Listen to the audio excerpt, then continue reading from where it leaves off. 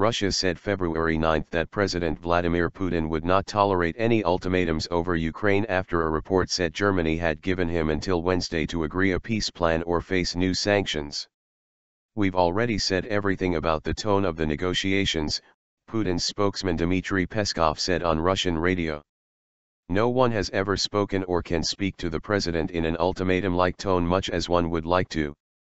The leaders of Ukraine, Germany, and France are preparing for a summit with Putin in the Belarusian capital Minsk on Wednesday.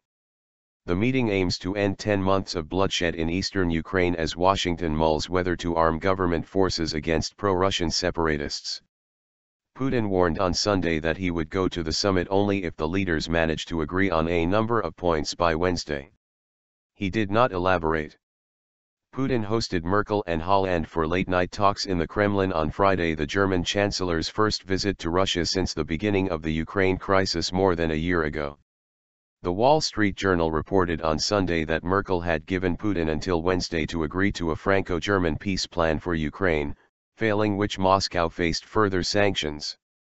Merkel, who has publicly spoken out against supplying arms to Ukraine, also told Putin privately that she would not stand in the way of Washington sending arms to Ukraine, according to the Wall Street Journal, which cited unidentified Western officials.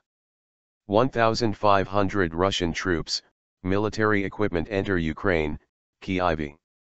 At least 1,500 Russian troops and convoys of military hardware entered Ukraine over the weekend, the Ukrainian military said.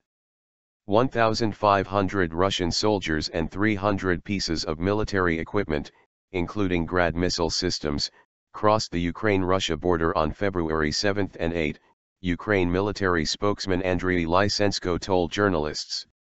Around 170 vehicles, including trucks, petrol tankers, and cars, also crossed the border, he said. Ukraine and the West accuse Moscow of supplying troops and equipment to pro-Russian separatists battling the Kiev military in the east of the country, something Russia denies.